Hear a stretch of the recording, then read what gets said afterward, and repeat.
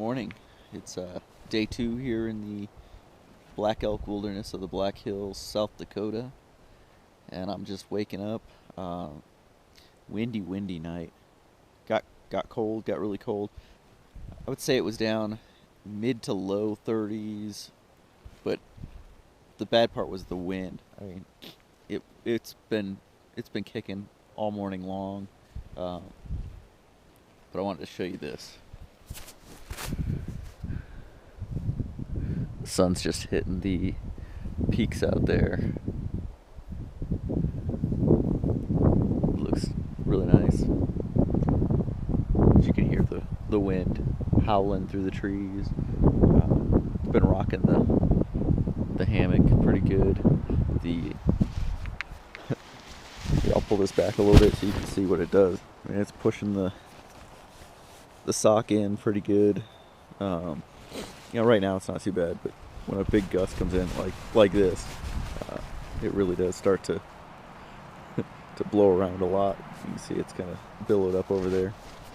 So I'm just sitting here finishing up my coffee, waiting for the sun to slowly creep its way up here and warm this area up a little bit. The sun's all around me right now, but there's a couple of peaks in between me and the sun that are kind of keeping it from being here yet.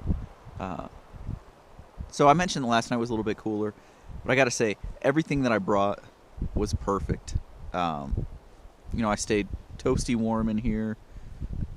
I took off my little watch cap and threw on my balaclava overnight, which definitely helped.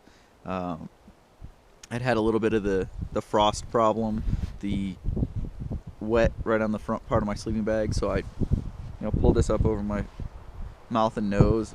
It got a little bit damp right here, but nothing bad, nothing that I couldn't handle. And then this morning I threw on this new jacket that I bought. This is the North Face Kilowatt jacket, and what's really nice about it, especially today with the wind, is it's a windproof. It's two different materials combined together. So the body is the soft shell material that they use, and then the sleeves and anywhere that it's gray, it is the soft fleece or the smooth fleece. And I like that it has the wrist hand warmers with the thumb hole, so you can put those through and keep your hands a little bit warmer. The pad that I used in here worked out wonderfully because it's such a soft, supple, thin pad. While it provides a great amount of warmth for what it is, you don't feel it underneath you. It isn't like some of the other closed cell foam pads that you feel, and if you're on the edge of it, you feel a line. This one just kind of blends into the fabric. And speaking of the fabric, this nylon D, I'm not sure that Dutch actually makes any of his hammocks out of it anymore, but it is one of the most comfortable fabrics I've slept in. I've got the Hexon on my half-wit, and then I had an 11-foot netless that was argon. I didn't like the amount of give in the argon. I like the Hexon, but the silky, smooth feel of this, it's got the diamond weave pattern in it, but just, this is the 1.0, and just how smooth it is, how silky it is, moving around inside of the hammock becomes super easy. There's like no friction between you and the hammock. Well, anyway, I'm going to finish up my coffee before it goes totally cold. I can see right over there, the sun is just getting ready to peek its head over that peak so that I can bask in the warmth that the sun's providing on all of the hills around me. So, talk to you guys later. Hey guys, I wanted to bring you down here and show you what I've got going on. So right here, I've got my Spaguyver set up to do a little bit of baking. Like I had mentioned last night, I wanted to do a little bit of baking today. The wind being what it was, I wasn't sure it was going to work out so well. But I found a nice little shaded spot, shielded by the rocks that are behind me, and I'm kind of using my body as a little bit of a shield. But take a look, we're getting close here. Got a lemon poppy seed muffin. So bring you back when it's done. So finished up baking the muffin. Here it is. It's a little bit still underdone. I put it, I don't have any toothpicks, so I used a pine needle. Just broke off a pine needle, put it in, and it came out clean. So I was thinking that it was probably done. You can see a little bit stuck to the bottom here, even though I put a little bit of oil in there. But it really flakes off easily, so that's not a big problem. I think just with the wind and with it being a little bit colder, I need to put a little bit more fuel in and let it go for a little bit longer. But either way, I'm going to enjoy this little bite I've had so far. It was awesome.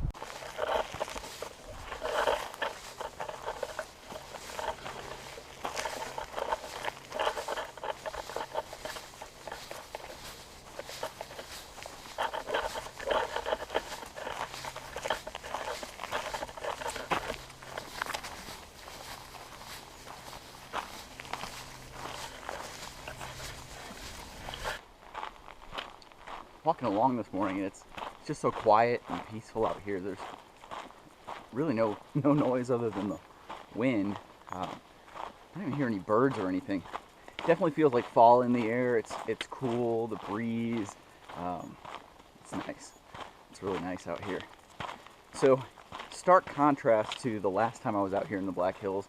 Last time I went up Harney Peak or Black Elk Peak, whichever you prefer. It happens to be the highest point in South Dakota, and it is a very popular day hike.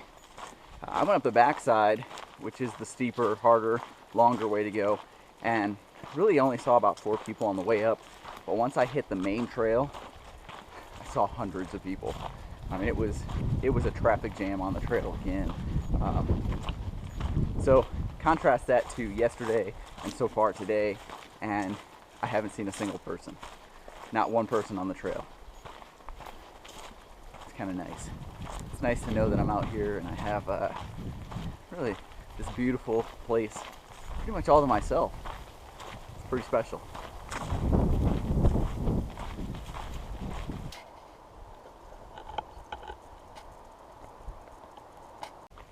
So here beneath the shadow of the towers behind me, I run into Centennial Trail. So this is where I'm coming off of the Grizzly Bear Creek Trail and heading onto Centennial Trail. Now this wasn't my intent to begin with. I was actually going to go that direction. Now I'm going that direction. And the reason for the change is I was going to go up, hit Norbeck Trail, go down, hit the connector, and then come back down Grizzly Bear Creek on the north end, northwest end really. But with all the trees down and with that being an unmaintained area, it made sense to change it up a little bit. So I made a little bit smaller loop by going Centennial Trail all the way back around to where it hits Horse Thief, and then continuing back out to Big Pine. However, I'm not going all that way today. I'm going to go ahead and set up camp somewhere along the way, make it kind of a shorter day, just kind of enjoy being out here. Nothing else really going on. I'm here for work, so being out here is a bonus for me, so I'm going to take advantage of it. Another cool thing that I've come upon quite a bit out here are these rocks that kind of look like they've got glass on them. And if you look, I can actually peel this stuff off, and it is completely transparent. It's got a little bit of a shine to it, but it's all over all these rocks, all over the place. You can see it's just almost like glass. And one of the trails I came down last time I was out here, the entire trail, because of the way the sun was hitting it, just shimmered, and it was really cool. It was almost like I was walking on pixie dust.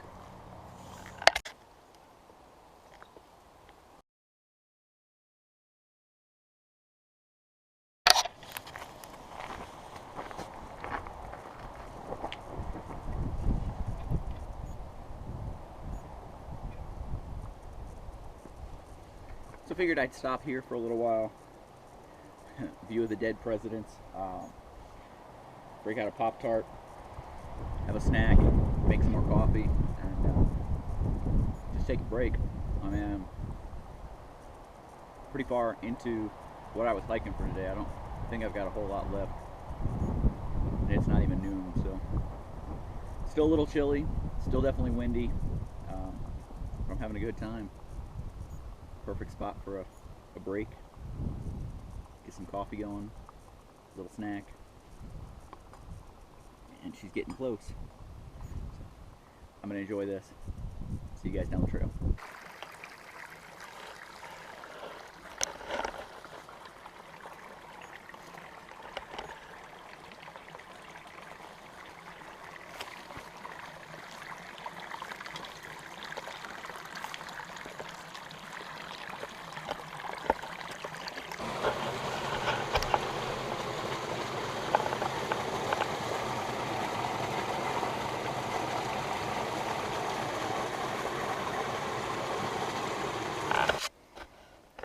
So here's the spur trail to Mount Rushmore. We're continuing this way along the Centennial Trail.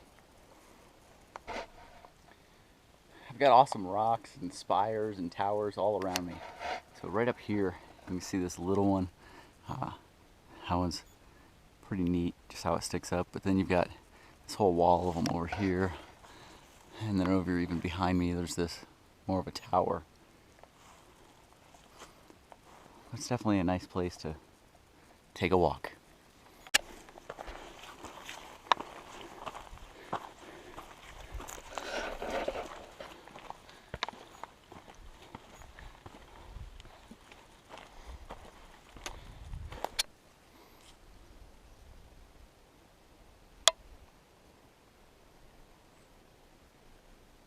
You really can't beat this scenery. I made it to the junction of Horsethief Trail and Centennial Trail. And if you follow this back up this direction, where it's the combined trails, just a little ways up there, I would say no more than a quarter mile is where it splits off, and Centennial goes off to the right, which is where I came in. Horsethief Lake Trail heads back down that way and goes down to the lake. Now that's the area where I actually intended on putting into the trailhead there. One of the trailheads is a day use only trailhead, and then the other one is at the campground, and the campground's closed for the season. So that made me go down the road a little bit further, hit Big Pine, and take Centennial around. But I think I'm going to go down this way and see if there's any good camping along the lake down there. So see you down there.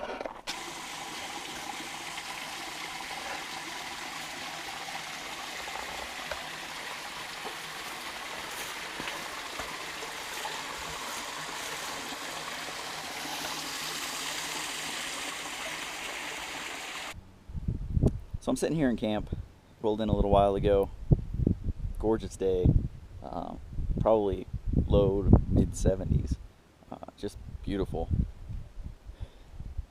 Found the lake, so I went down the trail, found the lake, and it's a day use area, so there were a bunch of people kind of floating around. I wasn't sure I wanted to hang out down there.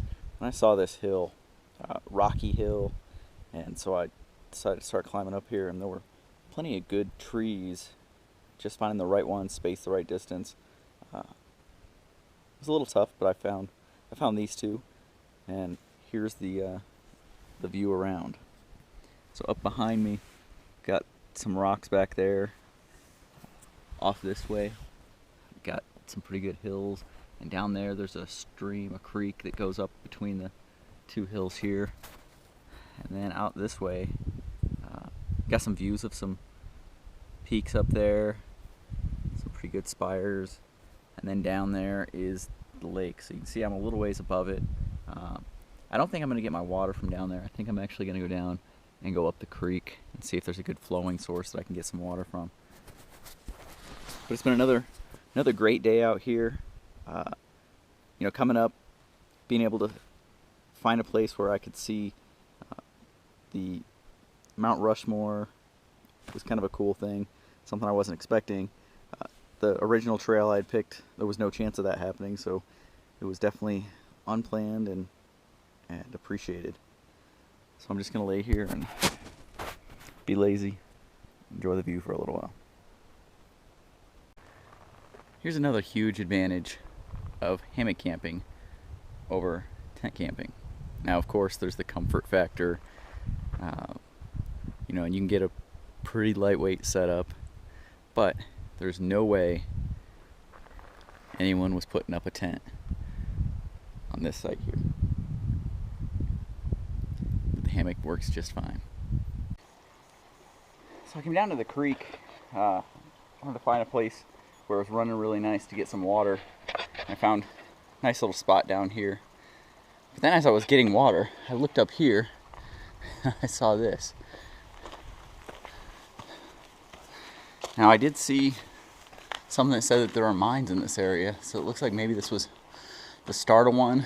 I saw another place. I passed one where there were drill holes, and then they had broken it all out. I don't see the drill holes in this one, so I don't know. Maybe this one's not from man, but who knows.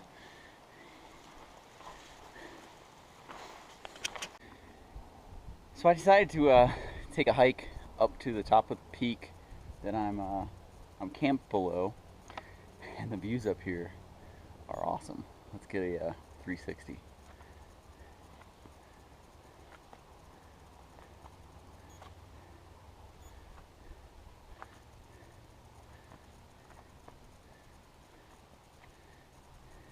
Now what led me up here is the map says that there's a mine somewhere up here, so I'm gonna look around, see if I can find it. If I can, I'll bring you guys back with me. Man, gorgeous. So tonight's meal is another meal that I dehydrated at home. I took a couple of different kinds of chicken that I had cooked, or that my wife had cooked, chopped them up, some frozen vegetables, dehydrated it all. And then before I went out up to try and find that mine, which I looked all over up there, I couldn't find it. I was right on top of where it said it was on the GPS. I walked all over, probably did a mile walking around up there. No luck. So anyway, before I took off to go up there, I put all the freeze-dried stuff or dehydrated stuff into my pot and then added water so it was just over it. When I got back, you couldn't see any water anymore. It all soaked up into the vegetables and the chicken. But I wanted to make sure it still had time to soak up a little more. So I added a little more water in there, and here's what it looks like. You can see a couple different kinds of chicken in there, beans, peas, corn.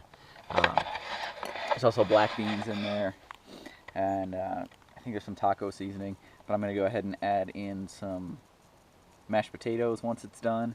But first I'm going to put a little bit more water in there and boil it, throw it into a Ziploc bag, toss it into my cozy for about 20 minutes, and just make sure everything gets really good and rehydrated. It's nothing worse than biting into a piece of chicken and thinking you're going to break a tooth. So that's what I'm going to do, and check back in when it's done. Once again, there's my setup for tonight. All the rocks all around. The sun's already gone behind those right there. You can see that the sun's still coming down through that valley. And you've got the lake down there, and it's quieted down. All the people that were here day hiking and hanging out have pretty much left, so it's gonna be a nice night. Got the food on right now. I'm getting hungry. So I guess it must be time for all the wildlife to be coming around.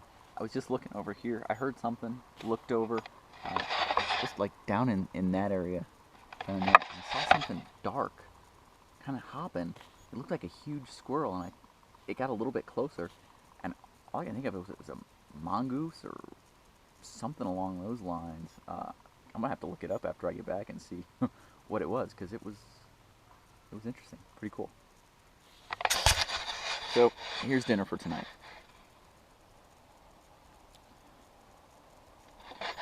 Serving size is huge, probably like 2 to 3 people. So it's got a couple different kinds of chicken in there, carrots, peas, corn, beans, black beans, and I added the bacon and cheddar chipotle mashed potatoes and a packet of Cholula hot sauce. So it tastes really, really good. I knew going into it that I probably should have diced or shredded the chicken a little bit finer. The ones that are thicker didn't rehydrate all the way. It's good. Morning. It's day 3. Just prior to the sun coming up over the mountains over here. You see it's getting bright right up there by the rocks that are up there. It was a good night. It was cold out. A lot. I think it was colder than it was the night before. It says right now it's 37 degrees in the closest town, so it's probably a little bit below that. Still not quite to the freezing point because I've got a water bottle out here and it's still good. I slept better last night.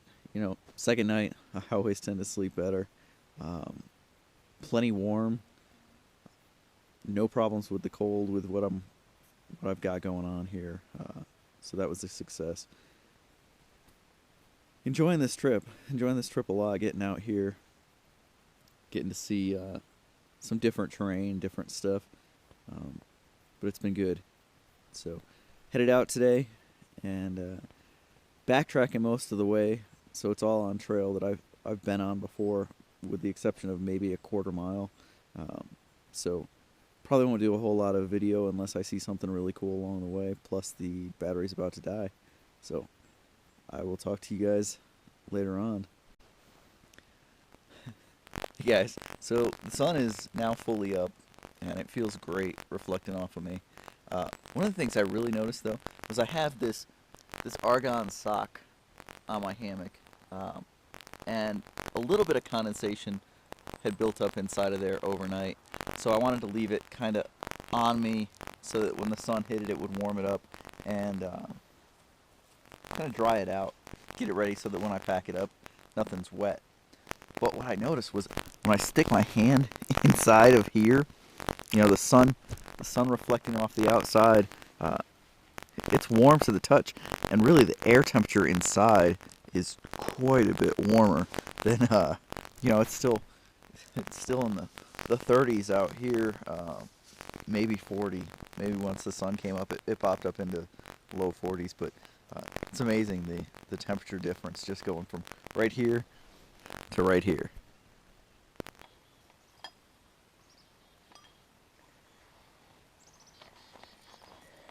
Morning.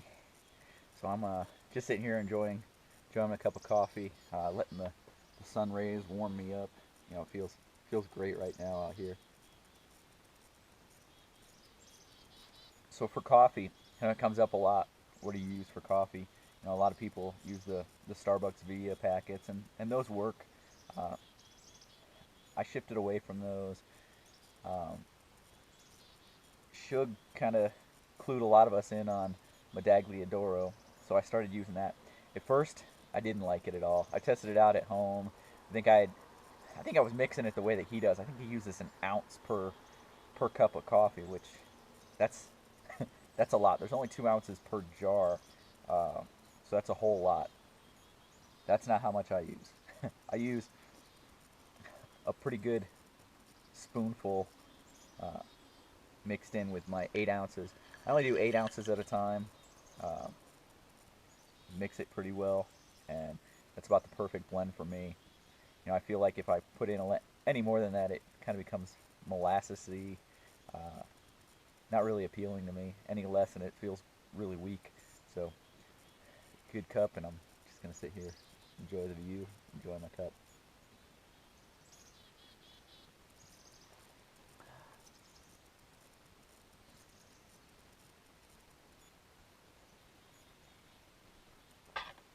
So I figured I'd have another cup of coffee, but I also wanted to show you guys just how easy it is to light the Spacgyver stove when it is cold out. So I didn't have the fuel anywhere that it would have been warm overnight. It was just left out. So it's down in the 30s. The water's definitely in the 30s. But because of this thin aluminum that this is made out of, it really transfers heat really well. Now, a lot of people try and light it like this, and because that fuel is cold, it's just not going to light. So here's the trick, and this is the way to do it that it'll light real easy. Find where one of the jets is, and then just hold the lighter to the aluminum outside. And you'll see that soon enough, it gets going. And that's as easy as it is. Set your water on, and in just a little while, it'll be time for another cup of coffee.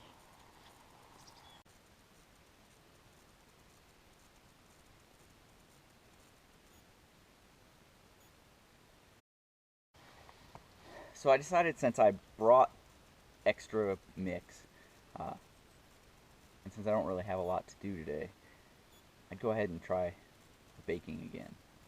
You know, backcountry baking seemed like it was going to be a good way to make something different out on the trail. So, here's a muffin that I've just made. It's the lemon poppy seed again, and it has separated. You can see really good. It has separated from the sides, which makes me believe that it's cooked really well, and that it should come out once it's cooled real easily. So far I'm kind of digging the backcountry bacon. Man, kind of wish I had some bacon. I don't want bacon.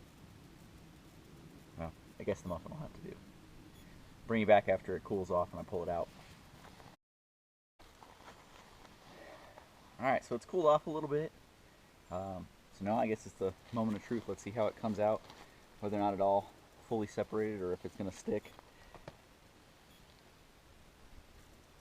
Looks pretty nice. I'm not sure that I got the quantities of water and oil absolutely correct, but it's definitely cooked all the way through. Smells great. Taste is awesome. I don't have any bacon, but this will do.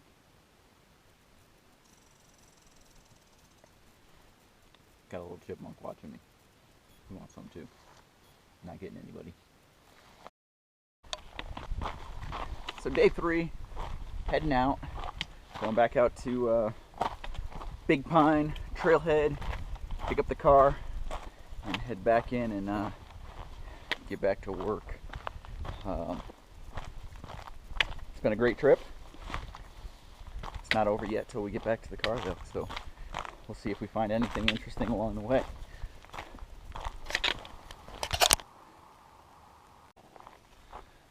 So here I am back at the Big Pine Trailhead. It's Sunday morning. Had a quick hike out. Didn't really stop. No side trips. Just kind of straight hiked here. So that puts us here at the end. And it was a good 3 days out on the trail. Great weather. Cool at night. Warm during the day. It was just perfect for being out here hiking out in the woods. But that brings us to the end of this journey. And I thank you for joining me, coming along and experiencing this with me. If you like what I'm doing, please leave me some feedback, comment down below, subscribe to my channel, Spagabber Backpacking, and as always, get out there and do it.